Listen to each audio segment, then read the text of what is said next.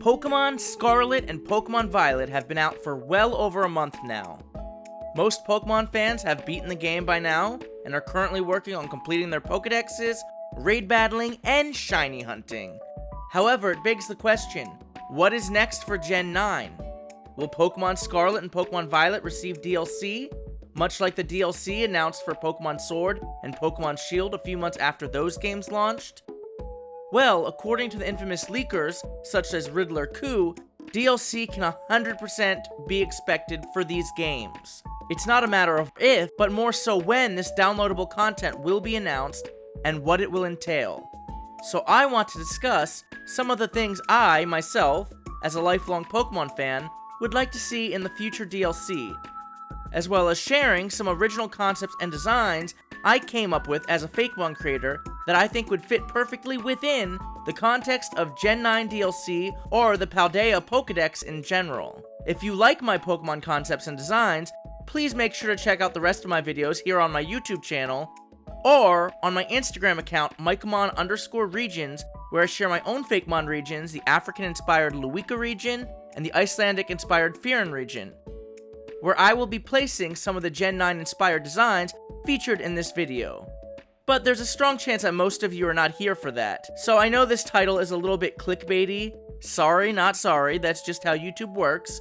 But for those of you who may feel deceived, I promise this video will be well worth the watch, so without further ado, let's dive right into it, as I cover what I'd like to see for the inevitable Gen 9 DLC.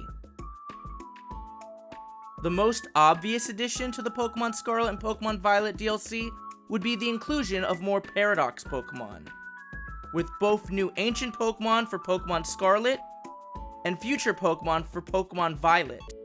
This concept has put the Fakemon community in overdrive since the games came out, with there being so much potential for more Paradox Pokemon. I myself plan to do Paradox Pokemon, but for my own Fakemon at some point.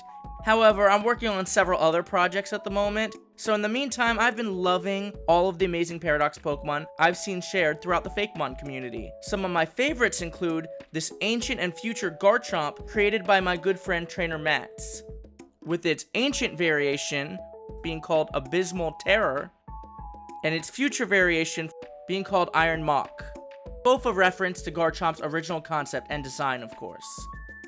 I've also really enjoyed the set of ancient Pokemon forms of the Kanto starters by the incredible team at Elite Four. Ancient Venusaur is known as Radiant Sail, Ancient Charizard is known as Fiery Fury, and Ancient Blastoise is known as Shocking Shell. Of course, all three of these Pokemon are sporting brand new typings and more prehistoric looking designs. I'm also a big fan of these future Kanto Paradox starters by the talented Tubbs_AZ. All of which being based on some sort of futuristic vehicle or tool. You have Venusaur, who's now known as Iron Rotor, you have Charizard, who's now known as Iron Jet, and you have Blastoise, who's now known as Iron Bastion. I honestly would not be surprised if Game Freak gave us a Paradox Charizard, let alone two, one for past and future, as it has seemed to got a lot of love in the past few generations. Or even the rest of the Kanto starters, as they have also received Mega Evolutions and Gigantamax forms. Once again, thanks to the infamous Riplkeh, we know we can at least expect two new Paradox Pokemon for legendary Pokemon Suicune and Virizion. According to the leaker, Suicune appears to be a Scarlet exclusive ancient Pokemon resembling all three legendary beasts, while Virizion appears to be a futuristic Violet exclusive Pokemon resembling all three Swords of Justice. Suicune starting with S and Virizion starting with V. I see what you did there, Game Freak. There's also information hidden within the game that implies we will be getting another new legendary Pokemon in the form of the Trio Master, which appears to be connected to the region's terrestrial phenomenon. So I'm excited for them to flesh out the origins behind the mechanic, and possibly even give us unique terrestrial forms for certain Pokemon. I think that would be really cool. However, I'm not holding my breath, because I feel like at this point it's a missed opportunity, as the gym leader's aces already lended themselves perfectly to this idea. But it is something I wouldn't mind seeing. Even if we only got a few new ancient and future Paradox Pokemon in the DLC for each game, I'd be happy, as it was a nice addition to these games, and their themes of past and future. Also, spoiler alert, With the professor going into the time machine back into the ancient past or future, maybe the DLC could actually take us to one of these distant time periods depending on the version we're playing. This would not only explain the inclusion of more Paradox Pokemon and finish off the Professor and Arven's story arc, but exploring a Jurassic era past and high-tech future would be so cool. As long as we get new areas to explore, I'll be happy, and I'm sure that's pretty much guaranteed for the DLC as we got plenty of new areas to explore in Sword and Shield DLC. I know a lot of people are really hoping that we'll be able to get to go to the Kalos region in the DLC, as Spain is connected to France, so it makes sense that these regions would be neighboring as well, and the top right corner is blocked off where that would be. Pokemon has even re-registered the copyright names for Pokemon X and Y. Now, whether or not this is a coincidence is yet to be determined, but it would make sense and be really cool as Pokemon X and Y, while great games, felt very incomplete in many ways, so this could kind of help give closure for that series as well. These games only scratch the surface as far as representing Spain or Portugal, so maybe a couple new Pokemon based on their wildlife, like a rooster or ibex, found in a new explorable area would be cool. There's also a couple of iconic towns in Spain and Portugal that they never got to touch up upon, which I would love to see as well. Another obvious addition to the DLC would be more regional variants, as the Sword and Shield DLC, Isle of Armor and the Crown Tundra, introduced a handful of new regional forms, including those for legendary Pokemon. So I would not be surprised if Scarlet and Violet's DLC did the same, especially since we only got 2 regional stages in the Paldea region, which is extremely low looking at the number of regionals introduced in the Alola region, the Galar region, and the Hisui region. So maybe the DLC can fix that as well. I will actually be creating regional forms for a handful of Paldea's Gen 9 Pokemon for my own Fakemon regions, which I am really excited to introduce. Here's just a couple examples, so please keep your eyes peeled if you'd like to see more on those, as I will be appearing on my Instagram page and on my YouTube in the future. Another amazing new concept introduced in these games that has the Fakemon community in overdrive, I'd love to see explored even further in the DLC, even more than Paradox Pokemon, was the new Convergent species. As we got plenty of Paradox Pokemon, but we really only got 2 Convergent species, which really isn't enough to give us a feel for this concept. So this is a must for the DLC as far as I'm concerned. The Convergent species we got were Wiglet and Wugtrio, being water types resembling Diglett and Dugtrio, and Toedscool and Toedscruel being ground grass types resembling Tentacool and Tentacruel. While similar enough to regional variants in appearance, these are clearly brand new Pokemon entirely, with more than just their appearance or type changing, as they even have their own new names and dex entries. It's also worth noting that they are new species entirely as well, as the Diglett line are moles, while the Wiglet line seem to be garden eels, and the Toedscool line are mushrooms, while the Tentacool line are jellyfish. Unfortunately, with only 2 Convergent species lines introduced in these games, we don't really have enough of a sample size to know what are the requirements of a Convergent species. Some speculate the types of Convergent species have to be super effective against those of the species they resemble, as that does seem to be the case for these 2, but who knows, it's too early to confirm nor deny that. Also, how similar do the names actually have to be, as the names of these 2 lines are pretty similar with only slight adjustments to them. And will Convergent species be able to get new Convergent evolutions in future games, like regional variants did in Gen 8, something we didn't even think to be possible in Gen 7? Only time will tell, which is exactly why I'd like to see at least a couple new Convergent species introduced in the DLC. Once again, for me, this is a must. I really am crossing my fingers and hope that we see it. So much so I've even created my own Convergent species I think would fit perfectly within the Paldea region and plan to include in one of my Fakemon regions. This Convergent species being Seagar. Seagar is a convergent version of Gligar based on sea scorpions, donning the new water rock typing to fit the fact that this is a prehistoric species. Ironically, both of these typings just happen to be super effective against the original Gligar's typings, in theme with the current theory revolving this convergent concept. However, this wasn't intentional, as I'm not exactly sold on this quite yet, as once again, we just don't have enough of a sample size to go off of. This could just be a total coincidence at this point. Although, I like how the 2 typings I chose for this design, based solely on its new concept, just so happen to lend themselves to this theory. Gligar is clearly a flying scorpion, while Seagar is a sea scorpion, so the goal was obviously to have it clearly resemble Gligar, as convergent species do, but to appear to be more aquatic, to fit its new water typing and the sea scorpions it's inspired by. If you look closely, it even has the same color scheme as Gligar, but inversed now, with even more blue to fit its new water typing and concept, but still maintaining just enough of the original's purple to make the design really pop. While subtle, it's also important to note that the shapes in this version are also a lot sharper and less round than the original, which really helps to further distinguish the two as well. Seagar evolves into Seasaur, whose name and design obviously resembles Glycer's. Maintaining the same typing and concept as its pre-evolution, it now resembles Glysaur, so it's obviously a lot more intimidating looking. To maintain some synergy with Glysaur's design, it also maintains Glysaur's yellow eyes and red coloring, both being primary colors naturally pair well with this line's new blue coloring. Its sharper plate-like features are meant to further resemble the sea scorpion species it is once again inspired by, but really help give the design some edge as well. This line will not only be in the Riplkeh region's ocean areas, but added into my fan games Pokemon Order and Pokemon Chaos. Speaking of which, another new or well not so new convergent species I created for the Riplkeh region and its games is one for the Staryu line. I say not so new as I created these designs years ago for the Riplkeh region as a grass-type regional variant for the Staryu line, as convergence weren't yet a thing, but being as these designs are inspired by the African Stepelia flower, also known as the starfish flower, hence how I came up with the idea, now knowing about convergent species, I feel like this line would work much better as a convergent species rather than a regional variant, considering it goes from being a starfish to a flower, much how Diglett is a mole and Wiglet is an eel, and so on and so forth. Now that these changes have been made, allow me to formally introduce the grass-type Stemyu, which happens to look an awful lot like Staryu, and its evolution Stemmie, resembling Starmie of course.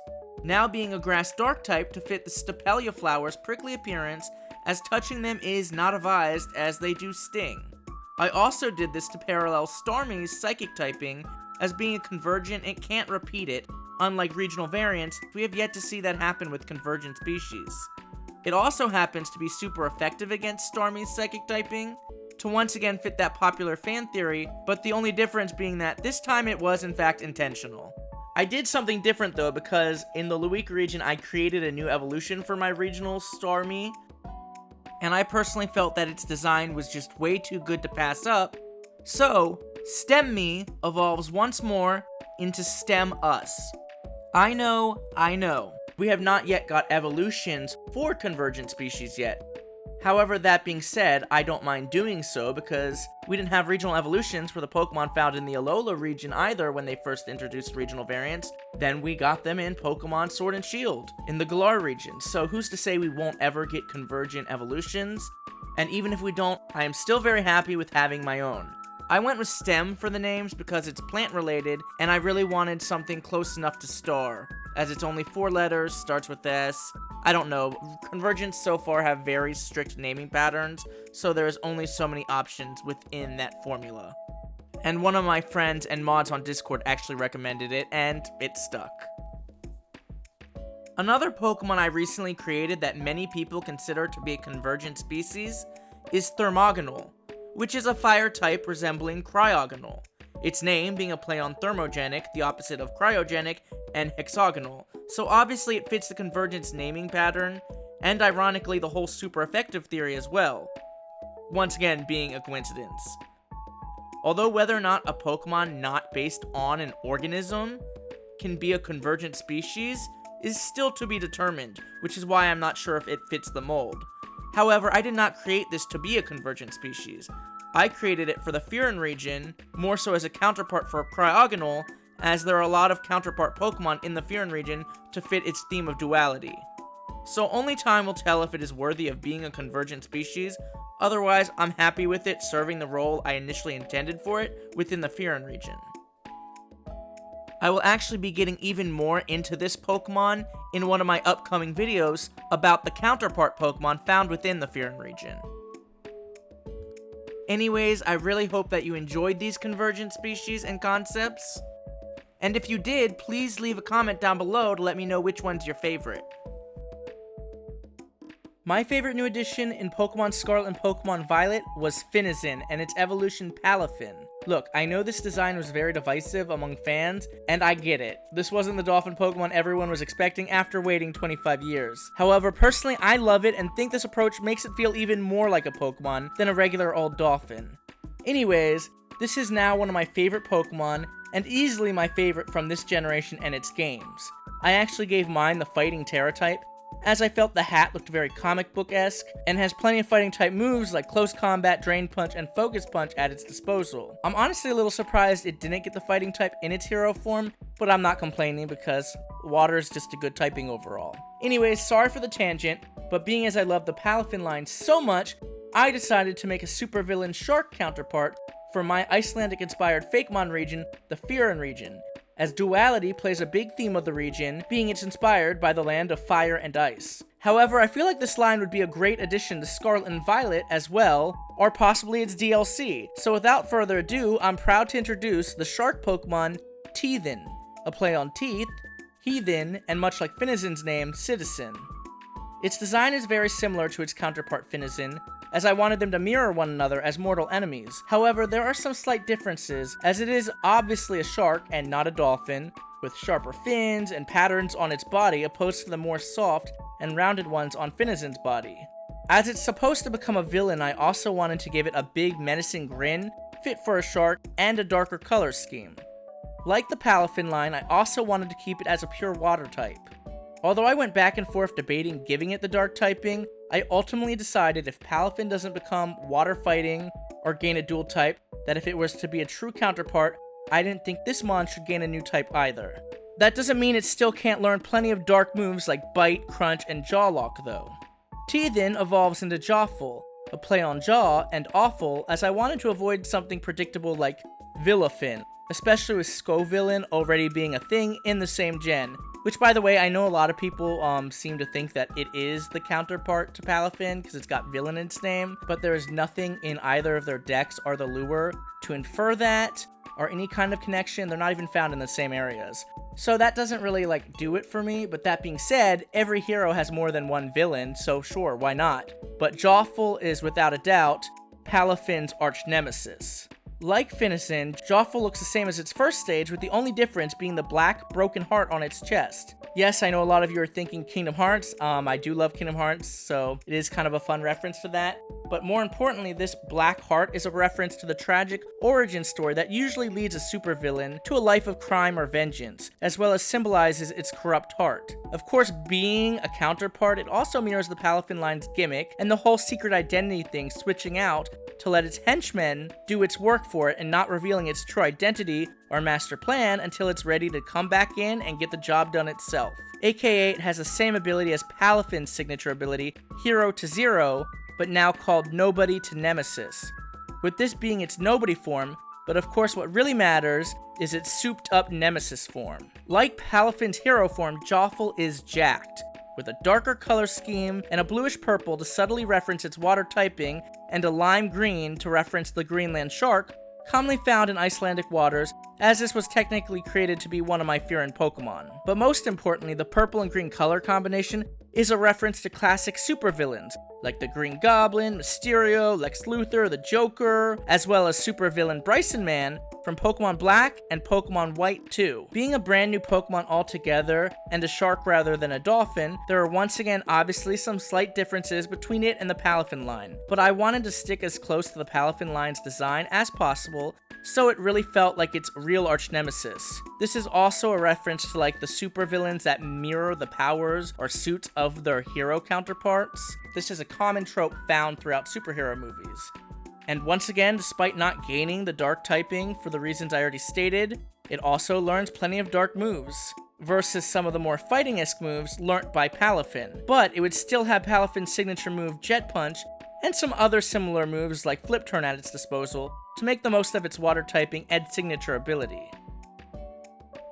So as the Paldea region had a lot of overlapping Pokemon species as my Glimmlet region, such as a Flamingo, an Earthworm, Scarab, and plenty more, I felt I had to scrap a lot of my Glimmlet Pokemon. For personal reasons, I know some of them are different enough, but I don't like any overlap, as I like my regions to feel as realistic or canon as possible, so it's more of a personal hurdle, whereas some of them are actually a lot more similar than people actually know due to their lure. But I'll get into that later. But in order to make up for these cut Pokemon, I decided to make new evolutions for a lot of the Paldea Pokemon that overlapped with my own, as I felt these Pokemon lines actually could use more evolutions anyways. The ones I chose felt kind of empty or like something was missing, so I actually am excited to give these Pokemon evolutions because I really like all of them, and I think they'll fit right at home in the Glimmlet region. Starting with Orroworm. I had my own Earthworm-inspired Pokemon in my Glimmlet region, Squirm, who actually looks remarkably similar to Wiglet despite it not actually being an eel, just in the design and color scheme. A shiny red Munsworm was even meant to be a big boss battle in the Glimmlet region in its games, Pokemon Order and Chaos, similar to how Orthworm is a Titan and boss in Scarlet and Violet. So because of these additional overlaps, I personally decided to scrap this line and just make a new evolution for Orthworm. As I personally really like this mon's goofy design, but like a lot of Pokemon found in the Paldea region, felt it could use an evolution. So Munsworm will live on in Orroworm, my own evolution of Earthworm. Its name being a play on burrow and or to resemble the naming scheme of Earthworm. I wanted to stick true to Earthworm's original color scheme and design, but lean even further into its steel typing by adding more metallic silver parts to its body and giving it a drill-like head to help it tunnel through the ground easier. It keeps its pure steel typing like its first stage, as I already have a steel dragon type Pokemon in the Glimmlet region, where I intended to place it in order to fill the void left by Munsworm's removal. However, like I said, I'm an Earthworm stan and really pleased with how this design turned out, so I'm beyond happy to include Orroworm in my new and improved Glimmlet Pokedex. Sometimes change is for the better, which leads me to the next Pokemon I'd really like to cover, Flamacho. Okay, so after scrolling through Twitter and talking with friends, I know I am not the only one who feels that Flamigo's name and design were rather lazy. I mean, not to be that guy, but it pretty much just looks like an ordinary flamingo, and its name's really not that much better either. Also, I'm not sure where the fighting type comes from, so if you have any idea, please let me know in the comments below. Anyways, I had a Flamingo Pokemon in my Glimmlet region, Flaringo, being a regional evolution of my regional Fire Fairy type Spritzy. Because of this, I once again decided to cut Flaringo from my Glimmlet Pokedex and replace it with a new evolution for Flamigo, named Flamacho. It keeps its fighting typing, as I decided to explain it away by basing this evolution on a muscle man you'd find in a carnival. So I wanted to make its design slightly more humanoid, even tougher, yet even goofier than Flamigo.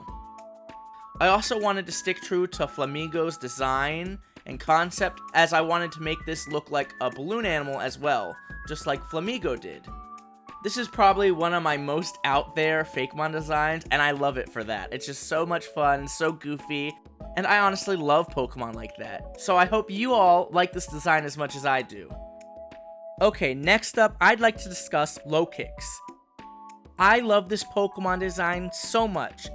In fact, I even made my own Bug Dark type Locust Pokemon for my African-inspired Glimmlet region named Lochaos, with a wishy-washy like swarm form. While the execution was different enough, being as they share the same species and Pokemon type, I decided to cut Lochaos. But fear not, as locusts are a prominent pest in Africa, I felt an obligation to evolve Lokamech, because while I truly love its design, admittedly, even more than my own design for Lochaos, I felt the Lokamech line still felt somewhat incomplete. So I decided to give it a new evolution and third stage, Lokamech.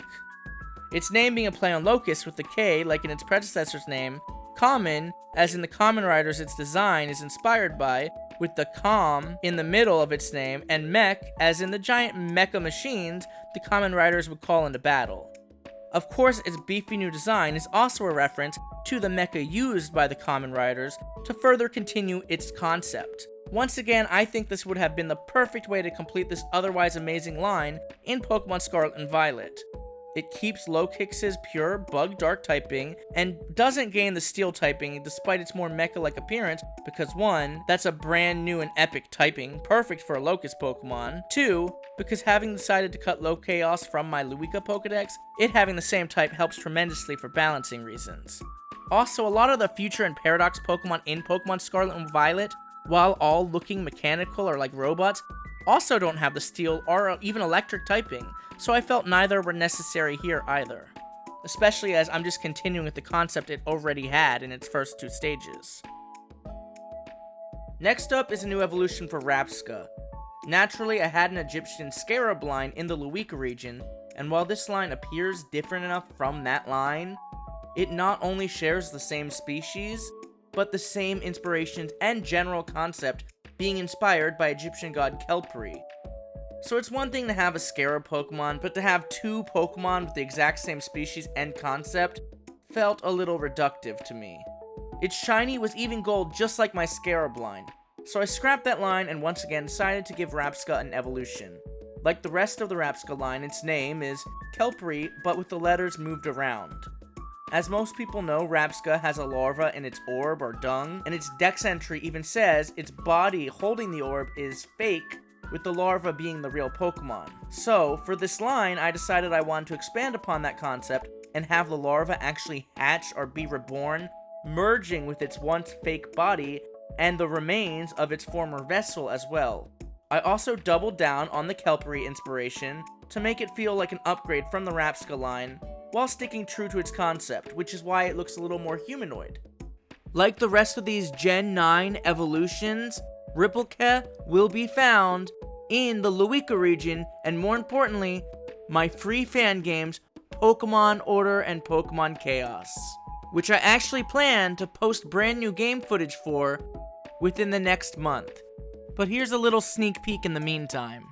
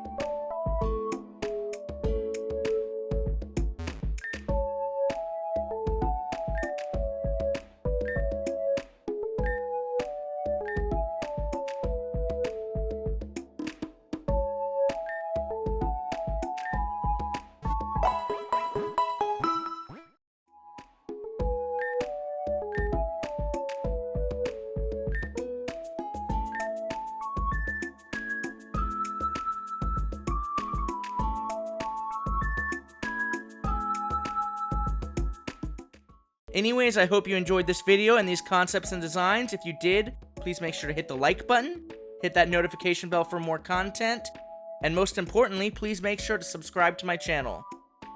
Also, please make sure to go support all the talented artists that I commissioned to help bring all my ideas and designs to life.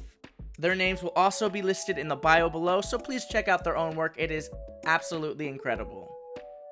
And as usual, please make sure to leave a comment down below. Let me know what your favorite of these designs were, and what you would personally like to see in the Pokemon Scarlet and Violet DLC. I can't wait to see what you think. I want to see who's on the same page as me, and more importantly, what other people have in mind or expect. I mean, it's only a matter of time until they announce it at this rate, and with Pokemon Day right around the corner, a lot of people seem to think that is when they will announce it. I mean, it seems as good a time as any, so we could possibly be getting this news this month. Fingers crossed. So we'll see soon enough, and I will see you guys on the other end. Maybe I'll make a video to discuss what's announced and how close we all were. But till then, take care.